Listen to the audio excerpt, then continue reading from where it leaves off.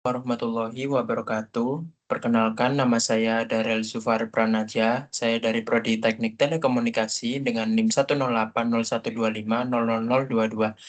Hari ini saya akan menjelaskan materi Fisika 2 tentang hukum ampere dan bahan magnet. Izin saya share screen terlebih dahulu.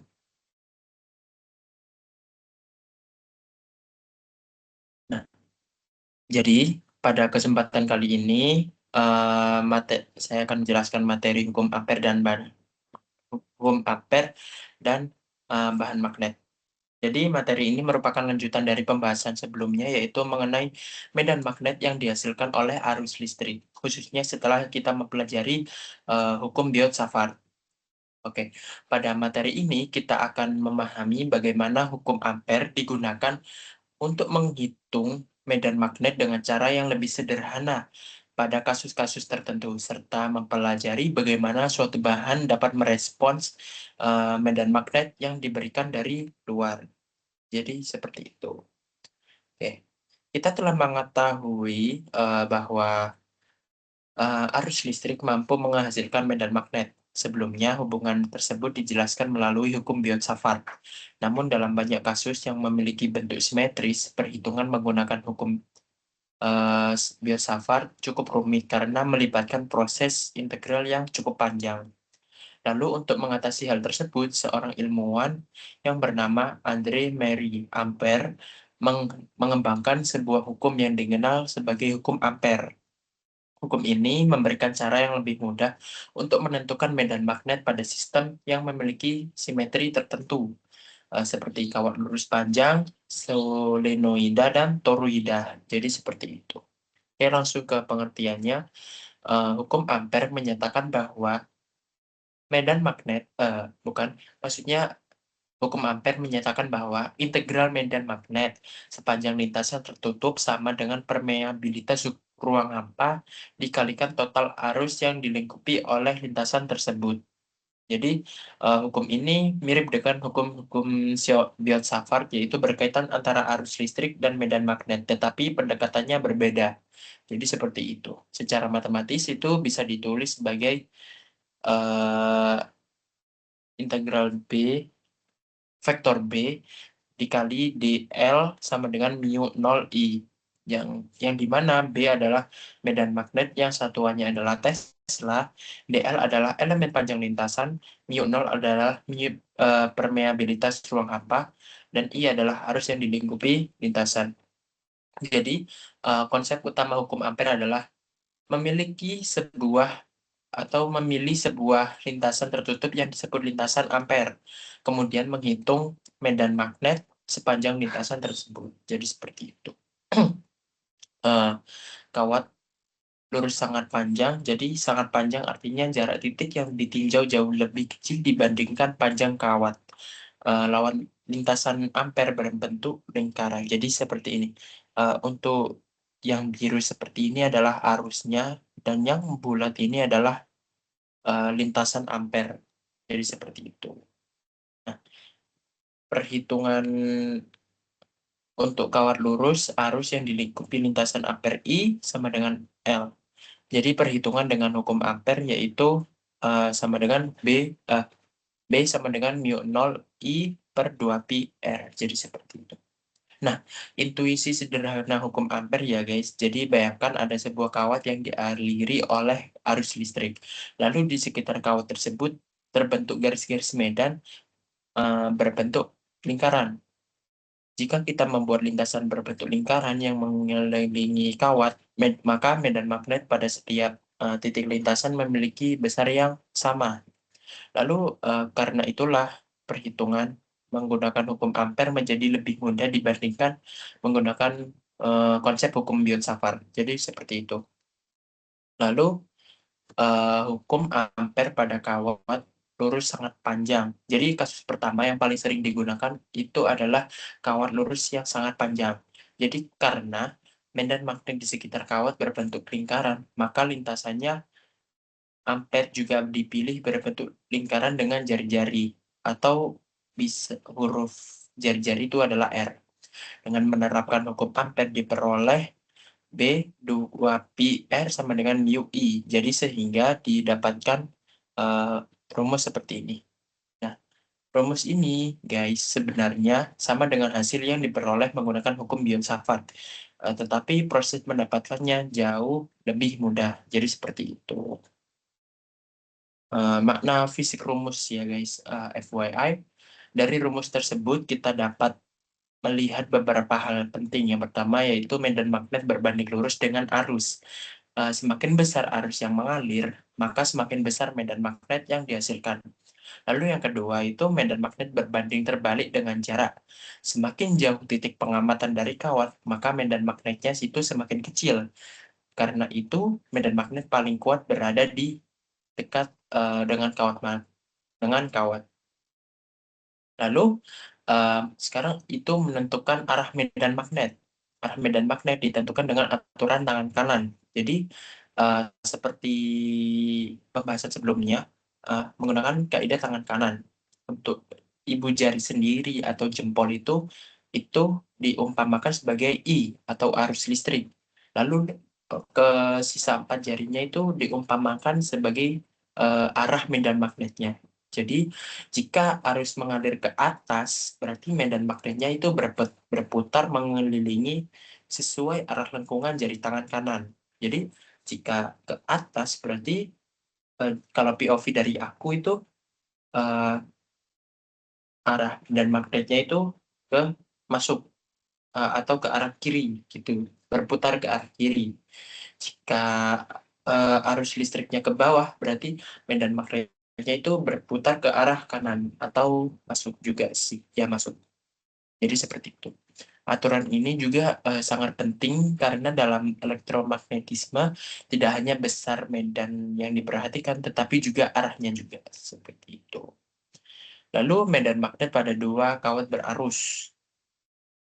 Ketika terdapat dua kawat yang sama-sama dialiri arus di yang sama-sama dialiri oleh arus listrik, maka masing-masing kawat menghasilkan medan magnet.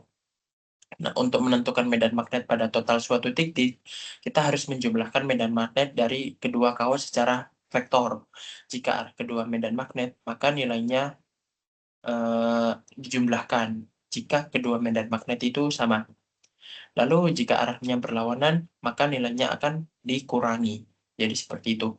Prinsip ini sering digunakan dalam soal-soal mengenai superposisi arah medan magnet. Aku lihat terlebih dahulu ya. Oh ya.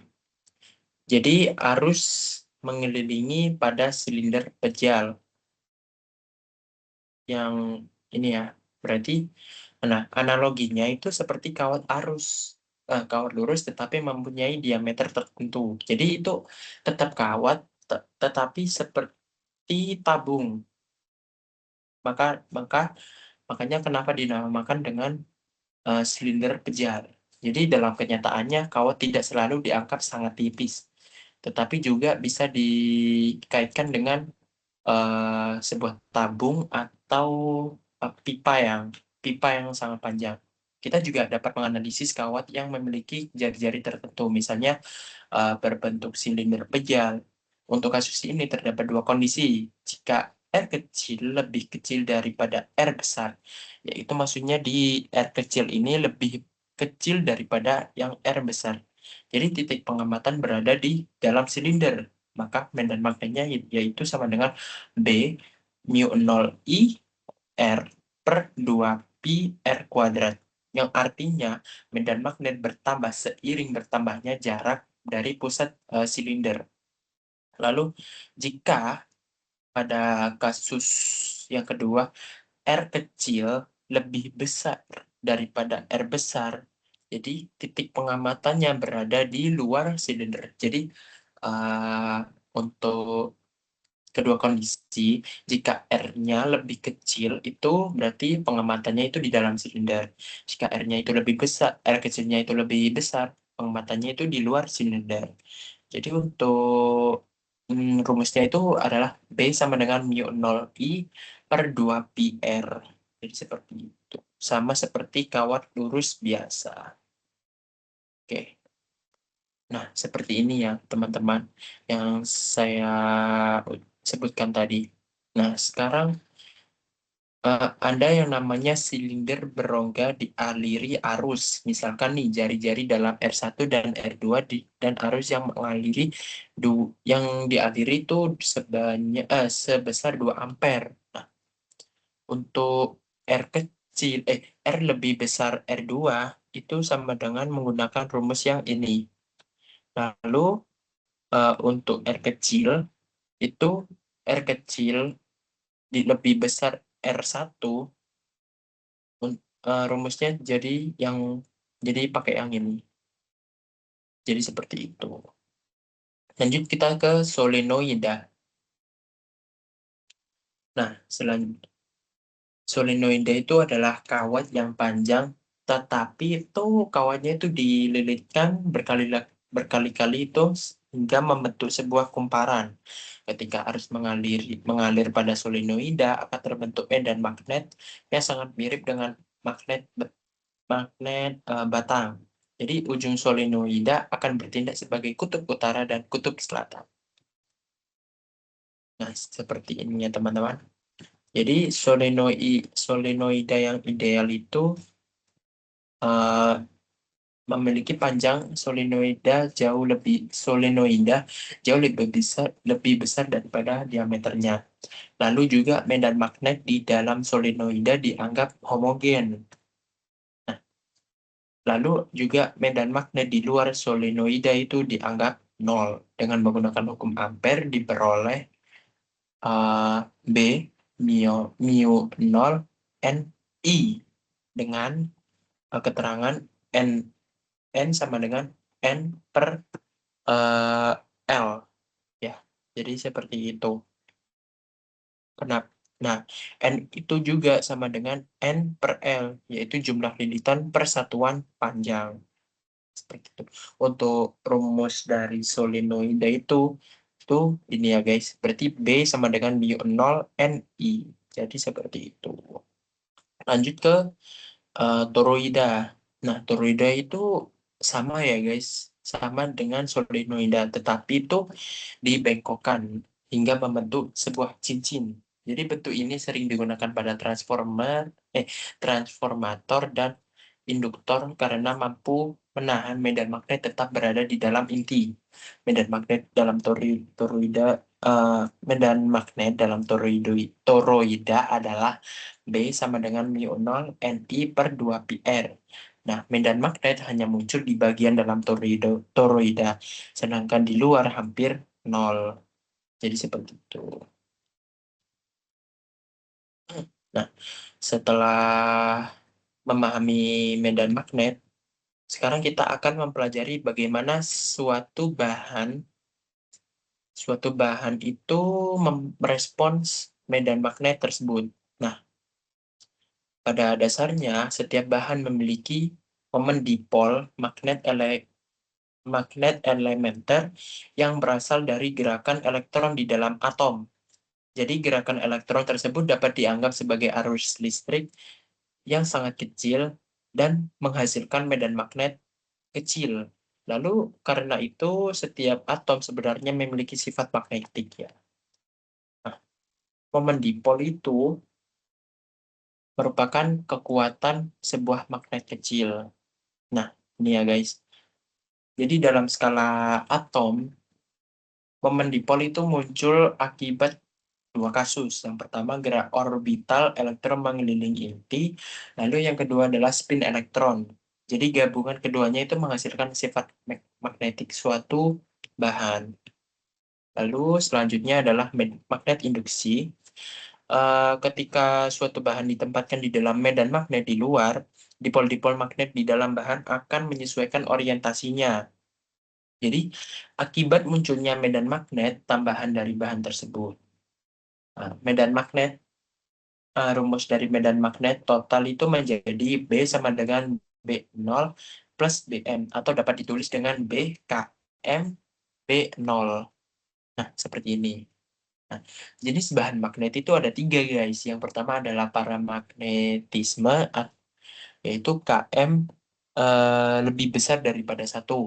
yaitu bahan ditarik lemah oleh magnet. Contohnya itu Mn, Gd, Gd, dan unsur transisi lainnya. Nah, Mn sendiri itu adalah gas mulia kalau nggak salah, dan Gd itu adalah bismut. Lalu ada juga yang namanya tembaga untuk para untuk oh maaf, kalau Mn itu mangan guys, mangan. Kalau Gd itu gadolinium dan ada unsur yang lainnya. Maaf, kebalik ya guys. Lalu juga ada yang namanya diamagnetisme, yaitu Km lebih kecil daripada satu, yaitu bahannya ditolak lemah oleh magnet yang kuat. Contohnya itu ada gas mulia, terus ada juga bismut, terus ada juga yang namanya tembaga, yang karena gaya tolaknya itu sangat lemah sekali. Lalu yang ketiga adalah ferromagnetisme, yaitu Km lebih besar daripada satu. Jadi bahan ditarik kuat oleh magnet. Contohnya itu Fe. Fe itu adalah besi dan Co itu adalah kobalt dan Ni adalah nikel. Jadi seperti itu. Nah, kelompok inilah yang digunakan untuk membuat magnet permanen dari transformator. Seperti itu. Nah, tinjau sebuah solenoida dengan N lilitan, luas penapang A dan panjang L jika disisipkan bahan magnet itu sama dengan BO sama dengan mu 0 I 0 IO N per I sama dengan mu 0 H, di mana H adalah intensitas magnet yang didefinisikan, yaitu H sama dengan Ni 0, NiO sama dengan per I per L sama dengan BO per mu 0. Nah, medan magnet total itu sama dengan B sama dengan Km kali B0 sama dengan Km mu 0 H. Jadi hukum Ampere juga bisa ditulis sama dengan I0 sama dengan integral H dl. Jadi seperti itu. Nah, ada tambahan lagi juga intensitas magnet. Pada bahan magnet dikenal besaran yang disebut intensitas magnet atau H. Seperti ini ya, intensitas magnet. Nah, sedangkan hubungan antara medan magnet dan intensitas magnet adalah seperti ini. Jadi persamaan ini itu guys menunjukkan bahwa keberadaan bahan magnet dapat memperkuat medan magnet yang dihasilkan oleh solenoida. Jadi seperti itu. Nah, kita langsung ke contoh soal saja dari hukum Ampere tadi. Aku ambil satu saja. Jadi apa ya?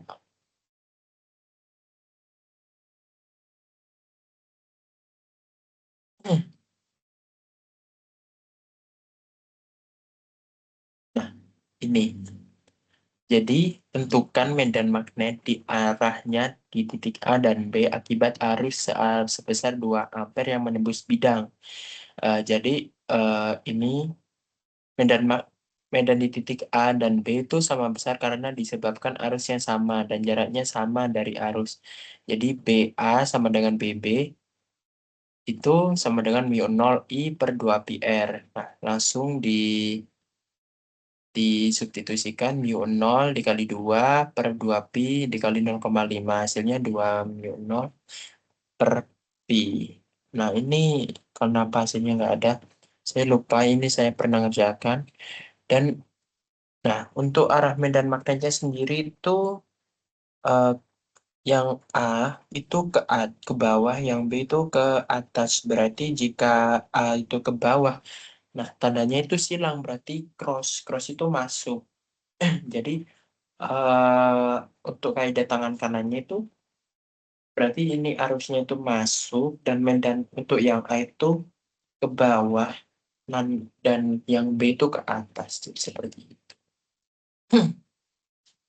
Nah, ini bisa dibaca sendiri nanti. Nah, lalu juga ada contoh soal yang nah ini solenoida. Jadi sebuah solenoida yang mempunyai panjang 10 cm dan jumlah lilitan 100 dialiri satu arus 1 ampere. Dalam solenoida terdapat bahan magnet yang mempunyai konstanta magnetik. Km-nya itu 20. Jadi untuk pertanyaannya atau soalnya itu intensitas magnet H dan medan magnet B. Nah, untuk intensitas magnet H itu Ni no NiO per I. Jadi Ni-nya itu tadi sudah diketahui 100.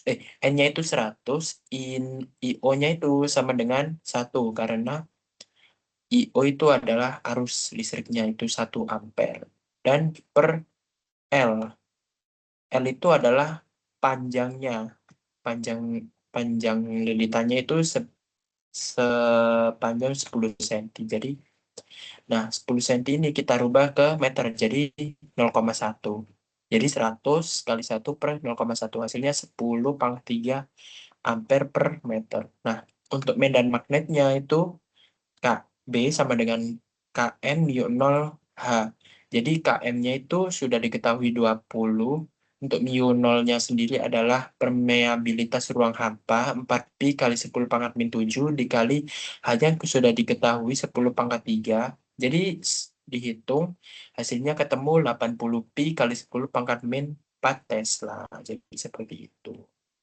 Nah, sebagai penutupnya, kesimpulannya itu hukum Ampere itu ya guys, merupakan metode yang lebih sederhana dibandingkan hukum Biot-Savart untuk menghitung sebuah medan magnet pada sistem yang memiliki simetri tertentu seperti kawat lurus, silinder, solenoida, dan toroida. Nah, selain itu juga setiap bahan memiliki respons yang berbeda terhadap medan magnet. Berdasarkan sifatnya, bahan magnet dibedakan menjadi diamagnetik, paramagnetik, dan ferromagnetik. Perbedaan sifat inilah yang menentukan seberapa kuat suatu bahan dapat memperkuat medan magnet. Nah, pemahaman tentang hukum Ampere dan bahan magnet menjadi dasar bagi berbagai teknologi modern seperti motor listrik, transformator, generator, relay, speaker, hingga perangkat elektronik yang kita gunakan setiap hari. Jadi seperti itu. Sekian, terima kasih. Apabila ada salah kata atau perbuatan, mohon maaf yang sebesar-besarnya jika ada kekurangan. Saya juga mohon maaf karena saya juga masih dalam tahap belajar. Jadi seperti itu. Sekian, terima kasih. Wassalamualaikum warahmatullahi wabarakatuh.